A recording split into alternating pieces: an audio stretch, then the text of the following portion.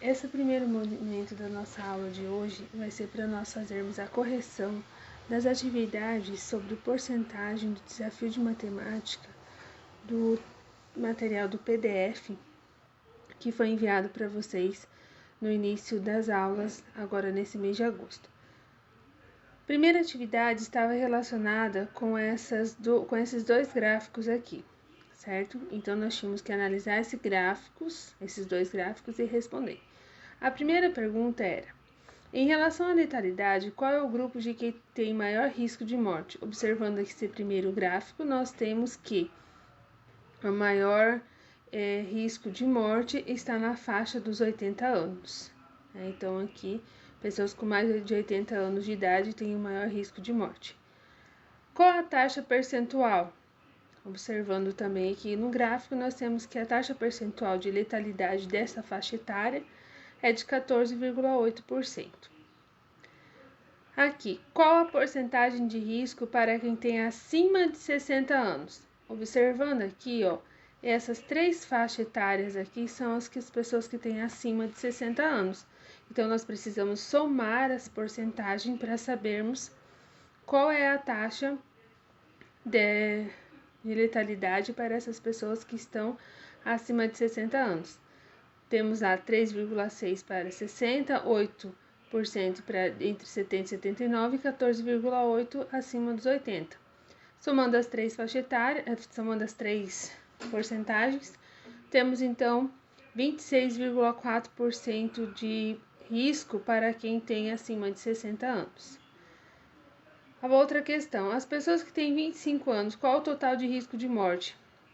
0,2%, porque as pessoas com 25 anos se enquadram nessa faixa aqui, de 20 a 29.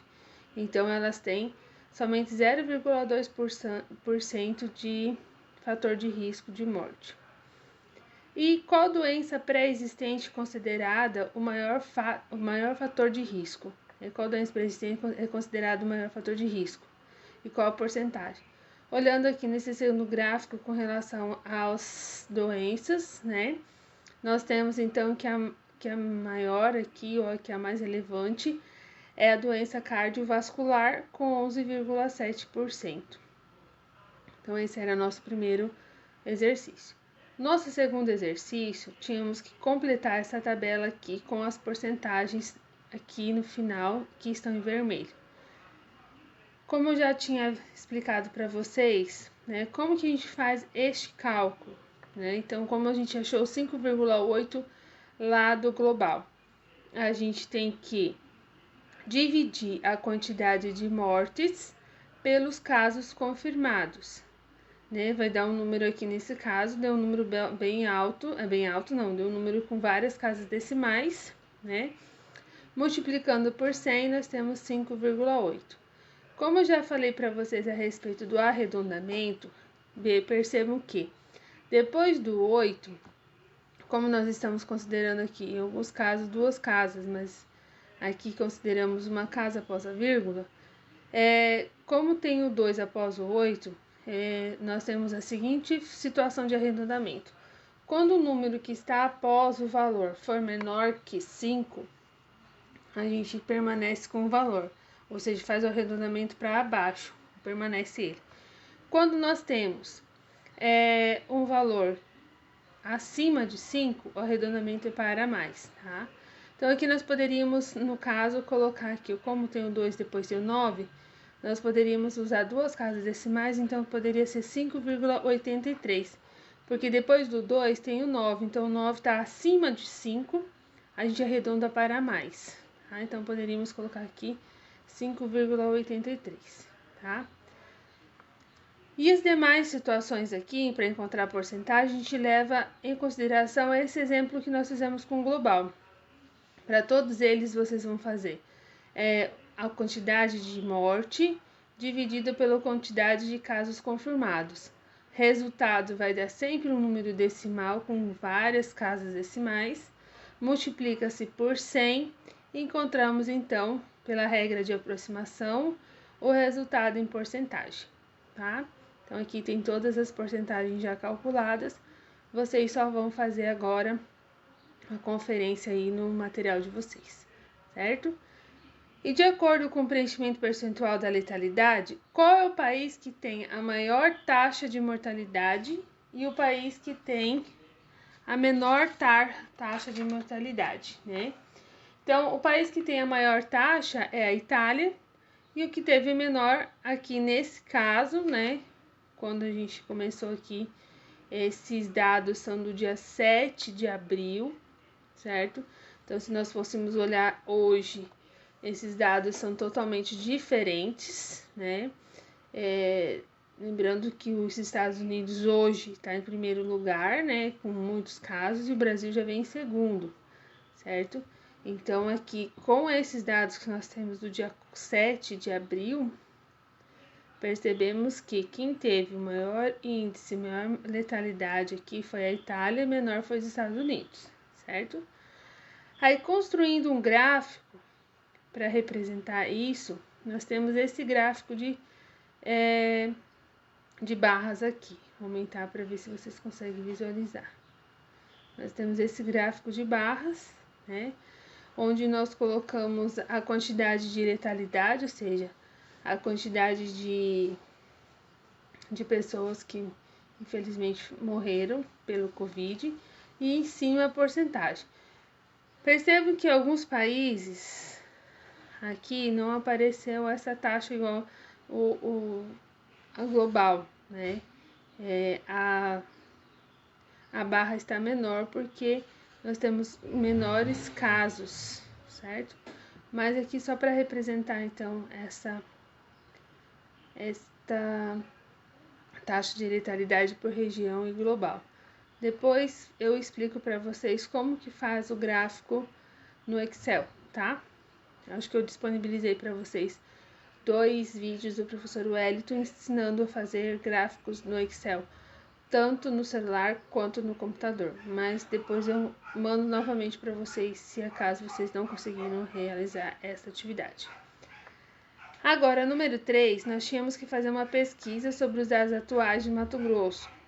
Como eu falei para vocês, essa situação aqui desta apostila foi feita no início de abril.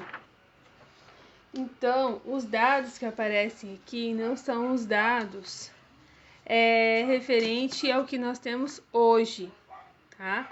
Então, para não ficar um gráfico muito desproporcional, nós fizemos aqui a pesquisa de datas bem próximas, para ficar um gráfico mais organizado, porque para ficar um gráfico mais com a nossa realidade, nós teríamos que pegar os dados, daí não esses, né? Teríamos que pegar os dados de um mês para cá ou de 2 meses para cá para ficar um gráfico diferente. Contudo, como já tinha esses dados aqui do dia 7, a gente só prolongou aqui por mais 7 dias e tudo mais, tá? Então, observando aqui, eu busquei os dados do dia 14/4, né, no estado do Mato Grosso, e os dados do dia 1/5 do Mato Grosso, tá? Então, nós fizemos aqui também para calcular a porcentagem de morte, é a mesma situação da anterior, divide o número de mortes pelos casos confirmados, tá? E depois a gente coloca no gráfico aqui a letalidade de Mato Grosso. Como nós temos um intervalo aqui de 7 em 7 dias, certo? Ele ficou essas duas datas aqui sem nada aqui, porque eu não coloquei os dados desta data. Nós tínhamos os dados do dia 7, do dia 14 e do dia 1º, certo? Então, dia 7 tivemos um caso de morte, no dia 14, 4, e já no dia 1º, 11 mortes. Então, percebam que foi aumentando, né, o gráfico aqui, as nossas barras foram aumentando, certo? E por fim, nós tínhamos aqui que fazer uma análise comparativa dos resultados, verificando se os índices de confirmados, recuperados e mortes aumentaram ou diminuíram. E justifique a que fatores levaram a esses resultados. Então, a gente observa aqui que do dia 7 de abril ao dia 28... 7 de abril? Do dia 7 de abril ao dia 28 de abril, ou seja, dia 1º aqui de maio, nós tivemos um aumento sim, né, tanto no número de casos confirmados, como a gente pode observar aqui na tabela, como no número de mortes, certo? Só que os fatores que levaram a isso são muito subjetivos, né? Cada um de vocês tem a sua opinião, né? Tem o seu pensamento em relação a isso, certo? Mas o que a gente pode observar é que as mortes e o número de casos aumentaram devido ao não cumprimento do isolamento social, né? Devido às pessoas não usarem a máscara devidamente, né? Devido à abertura parcial e agora total do comércio. Então, assim, isso que eu falei é uma relação que eu acho que seja plausível para aumentar essas quantidades de casos, né?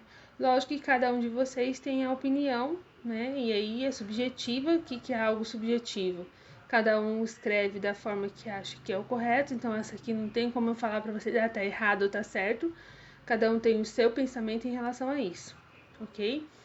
Então, a primeira parte da nossa aula de hoje era essa, tá? Fazer a correção dessas atividades. Então, agora vocês corrijam aí, quem já enviou, ok. Quem não enviou ainda, faça e envie. Lembrando, pessoal, que a plataforma Teams é o nosso meio oficial disponibilizado pela SEDUC. Então, por lá, todos os professores estão enviando os materiais, disponibilizando as atividades, gravando suas aulas, certo? Para ficar registrado na plataforma. Da mesma maneira, vocês, enquanto alunos, precisam devolver as atividades pela plataforma, porque lá ela não se perde, tá? E quando vocês enviam, às vezes, pelo WhatsApp ou até mesmo por e-mail, corre-se o risco dessas atividades se perderem, se acaso a gente não tiver o tempo naquele momento de arquivar elas, tá? Então, na plataforma, elas não se perdem. Então, por isso que a gente pede para que vocês anexem todas as atividades lá, tá? Se vocês não conseguem editar o documento que foi enviado na tarefa, ao menos, então, tirem foto do caderno ou da folha e façam um anexo do trabalho lá na plataforma, ok?